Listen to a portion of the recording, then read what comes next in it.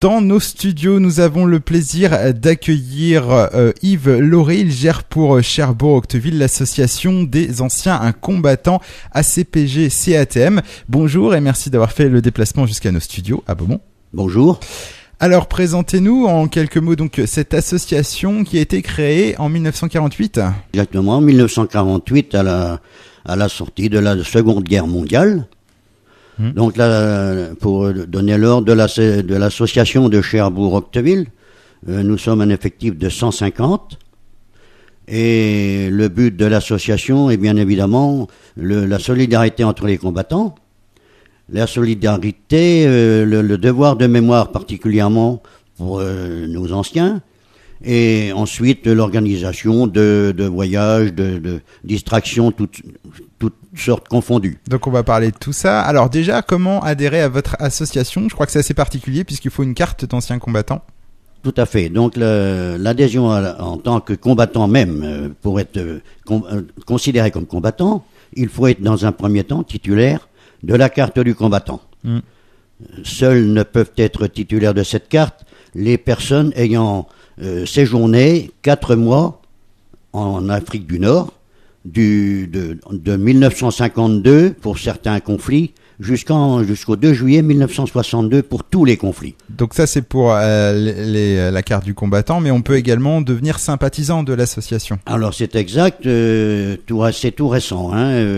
Actuellement, avec les associations, tout le monde s'est entendu pour effectivement, pour les personnes qui désirent soutenir l'association, elles peuvent adhérer à l'association en tant que sympathisants. Alors, vous nous avez dit, un de vos buts, c'est de maintenir les contacts donc entre les anciens combattants, et c'est aussi donc le devoir de mémoire. Ça se traduit par quelles actions ? Alors, le devoir de mémoire, c'est-à-dire que nous avons, comme toute association d'anciens combattants, nous avons les cérémonies dites normales telles que le 8 mai, le 11 novembre, le 1er novembre pour les déportés, et au mois de juin, nous avons une cérémonie pour les combattants d'Indochine. Et ensuite, pour finir l'année, nous avons le 5 décembre concernant les combats d'Algérie, Tunisie et Maroc. Donc ça, c'est pour les cérémonies, pour le devoir de mémoire. Alors, si vous permettez, je voudrais ajouter une petite bémol, à savoir que les ACPG particulièrement ont été les premiers à œuvrer à la fin de la Deuxième Guerre mondiale, ont été les premiers à œuvrer pour la réconciliation franco-allemande. Ce qui fait qu'en plus des cérémonies officielles que l'on vient d'énumérer, 2 fois par an, nous nous rendons à Orgland avec l'ambassade d'Allemagne et pour, disons, commémorer la fusion entre la réconciliation entre l'Allemagne et la France. Et donc, ça se passe quand ? À quel moment ? Alors, il y en a une qui est au mois d'avril et une qui est au mois de novembre, puisque c'est disons la commémoration allemande. Donc ça, c'est toujours des cérémonies. Ah oui. Et donc, à côté de ça, vous organisez des lotos, tout ça. Et quel est le programme donc prochainement ? Alors, le programme prochainement, c'est, dans un premier temps, nous avons un départ pour le Tyrol au mois de juin. Et on a un second départ en Grèce pour le mois de septembre.